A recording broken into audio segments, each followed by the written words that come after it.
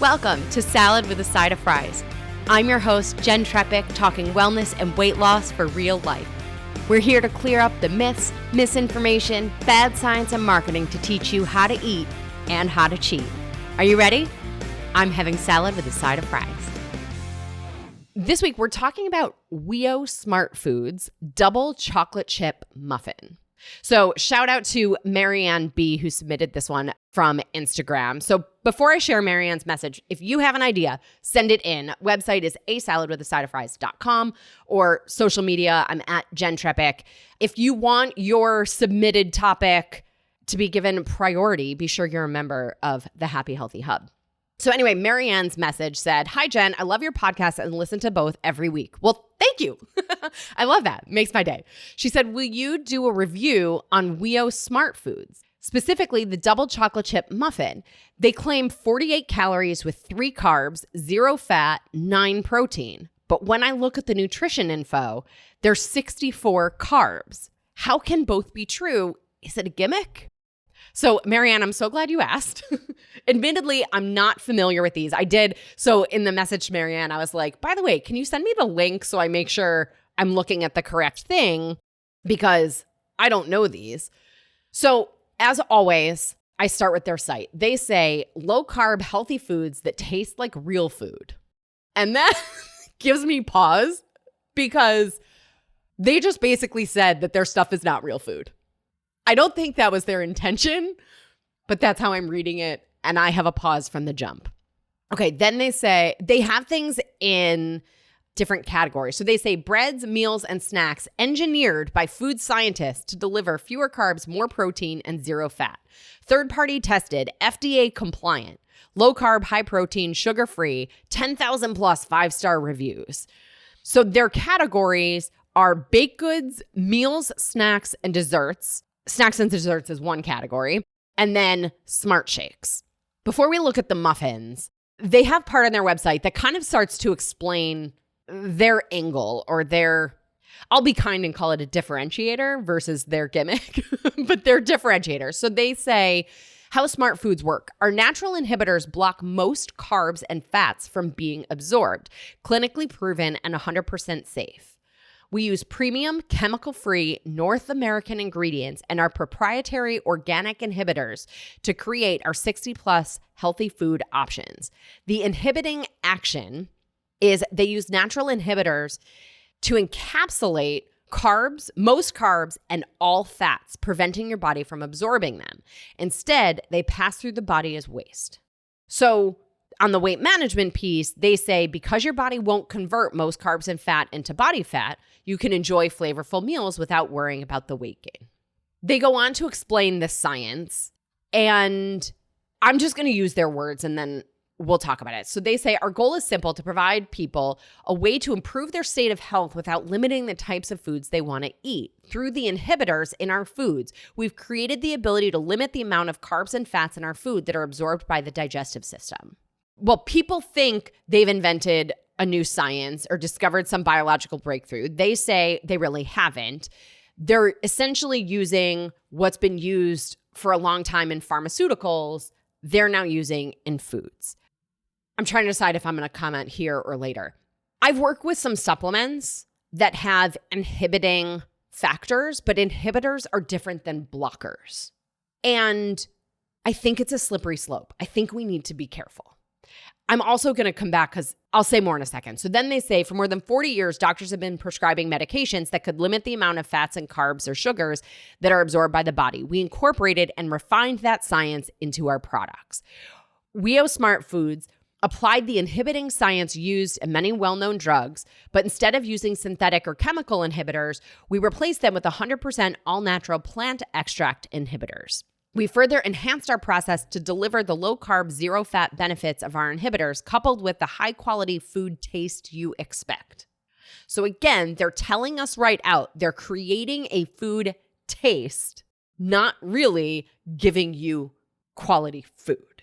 They do talk about FDA compliance, and this is FDA compliant, and this is where, Marianne, we get to the crux of your question. So their foods have both a nutrition label and a digestibility corrected label or a DC label. And that label is based on what they're saying your body is absorbing versus everything that's in there, because their inhibitors are blocking, or really it's inhibiting some carbs and blocking all fat that's in there. So that's how they're adjusting the label. So you have nutrition facts and then you have the digestibility corrected label. So all of their claims are based on the DC label, not the nutrition facts. And this is what's called CFR, which is Code of Federal Regulations. So it's compliant with FDA and USDA. It's just extra confusing for the individual. Now, they give some studies on their website. I looked up, so they say the specific thing that they're using is called modified cyclodextrin. So I did a little bit of a search on modified cyclodextrin, and I didn't find necessarily the studies that they're talking about that they listed on their site. What I found is that in pharmaceuticals, they're used to enhance bioavailability versus inhibiting. In foods, I found them used as flavor protection, so it can mask bitter tastes or less desirable flavors and can help colors stay vibrant and like prevent browning. So it's used almost like a preservative in some of these foods. And just as I sort of think about this, I'm not 100% sold on this ingredient. Like I said, I work with some nutrients and botanicals that have inhibiting properties around carbohydrates. But again, the way they're talking about this, it's even unclear the quantity of this that's in these. And so I don't know. Then to me, the other piece that's sort of questionable is what I'm seeing as far as how it's used versus what they're talking about as far as how this is used. And it does kind of remind me of the David bars when we did that nutrition nugget. And I was saying, if this fat that they've discovered or used is so miraculous, like why isn't everyone using it?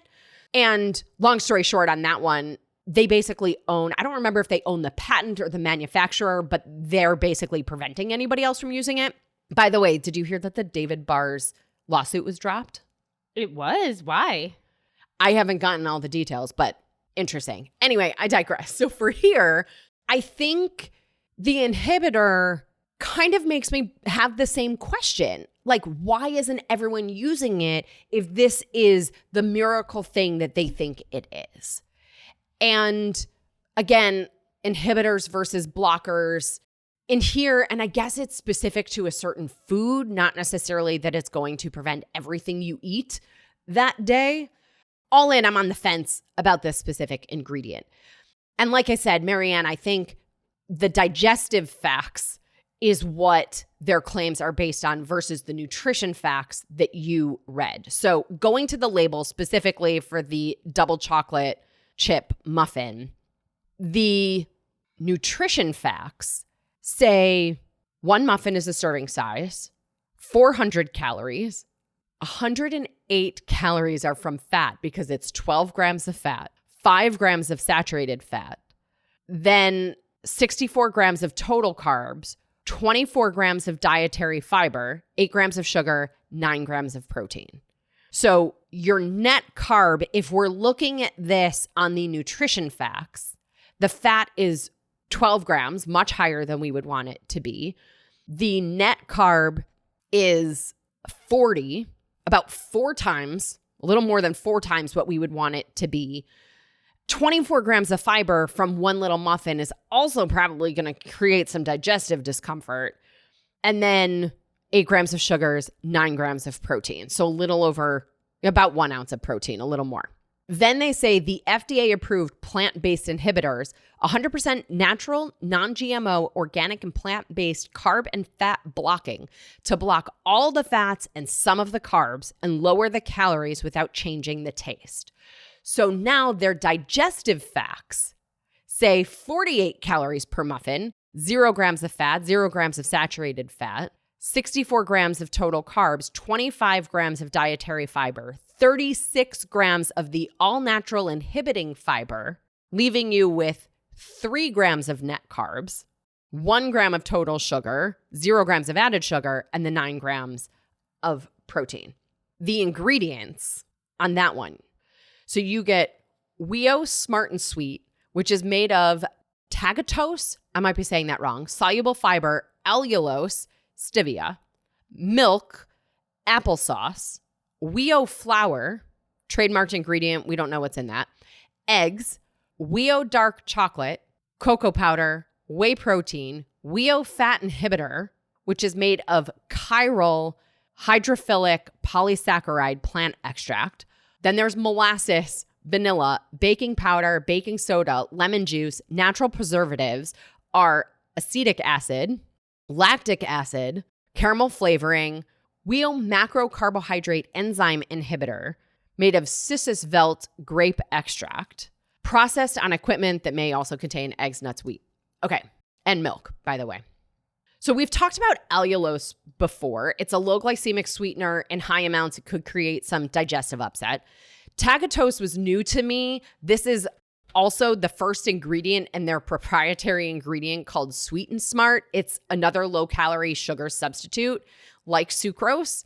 It's supposed to have minimal impact on blood sugar. Same thing as the allulose. Too much can make you gassy, give you diarrhea, or other sort of digestive upset. I mean, it's interesting to me because that first ingredient, their proprietary WiO Smart and Sweet, is essentially a sweetener, soluble fiber, another sweetener, and another sweetener. That last one is stevia. So I don't know. That's a lot of low GI sweeteners. And again, maybe they're trying to keep each of those amounts small enough, but then collectively, does it create some digestive upset? I don't know. I do think maybe it's a lot to give you some digestive discomfort. I think bringing this home, answering Marianne's question, their assessment is from the digestive facts, which they're saying is a function of their ingredient blocking some of the carbs and all of the fat from your body absorbing them. I think this assumes that it functions as they say it does. I think to Marianne's question, is it a gimmick? I don't really know. I mean, in my own digging on it with this specific ingredient, I'm not necessarily seeing the use that they reference it and the studies that they show on their site. Be that as it may, you can do with that what you will. I think the piece that sticks with me and is maybe helpful for all of us to remember is that this is absolutely an ultra-processed food. And from that, I think each of us can then decide, like, well, where do these then fall in the mix of our health choices and our nutrition choices? On occasion, might this hit the spot? Sure, it might. And if it's on occasion, might you just want to enjoy the real deal? Maybe, like if you have them, I think keep it to the occasional single serving, remembering these kinds of foods can still keep us craving these flavors and these textures and all of these kinds of foods. For me personally, I think curiosity kills the cat. I'd maybe try one just to see, but I don't think I would buy them. I don't think I would keep them around. Steph, thoughts? Yeah. Well, while you were going through everything, I'm a big Redditor. So first of all, I went to this website, read this guy's, story briefly about how he was overweight and then he created this and all this stuff. Yeah. And I asked the Redditors and they had similar questions to Marianne. They're like, is the label like too good to be true? And, most people were kind of like, yeah, like sometimes it's, yeah. And if this ingredient functions the way it says it does, then you can go off of their other label. The bottom line is you don't really have a way of knowing that for yourself. Yeah. If it's happening that way for you. And again, I don't know if this ingredient is so magical, why isn't everyone using it? I've never heard of WiO. Yeah. No. Anyway, like I said, I think for me, I'd taste one, but I don't think I'd buy these. No, I think you just like you said, better off making your own chocolate muffins or going to a really nice bakery and getting one as like a treat. And guarantee, like, you're probably not going to even eat the whole thing. If you do, great, but you're probably going to be satisfied for a couple bites because it's real food. Exactly. And it's funny the way they even describe it in so many places on their site of it not actually being food. Correct. Yeah. All right, friends. Well, as always, I'm your host, Jenn Trepeck. Connect with me on all social media. I'm at Jenn Trepeck, JennTrepeck. Website is asaladwithasideofries.com. Pick your platform, send a message, because I truly love hearing from you, your takeaways, your ideas, your questions. This is also the easiest way to learn more about working with me as your coach. Steph, thanks again for being here this week. Thanks for having me. I love the 90s throwback. It's always fun. I know. And this nutrition nugget is still a little 90s throwback of totally mini muffins. There's your snack wells. Oh my God, those mini muffins. Maybe these are the snack wells. Yeah, there you go. Yes. Amazing. Well, of course, everybody, if you are not a member, join us in the Happy Healthy Hub. You'll go to asaladwithasideofries.com/membership. This shows your support for this podcast, this community, and your health, on top of access to the community board where you can interact, ask and answer questions, so much more. Get your nutrition nugget ideas out there first. Also, you get discounts, curated content, and then this week's recipes for the healthier hamburger helper and the fruit leather. Well, friends, that's it for today's episode of Salad with a Side of Fries. Congratulations for making yourself and your health a priority. Thanks so much for joining us. Be sure to click subscribe or follow on your favorite podcast platform. Share us with a friend, and we'll be back next week. Always remember, you deserve it, and you are worth it. Happy healthy.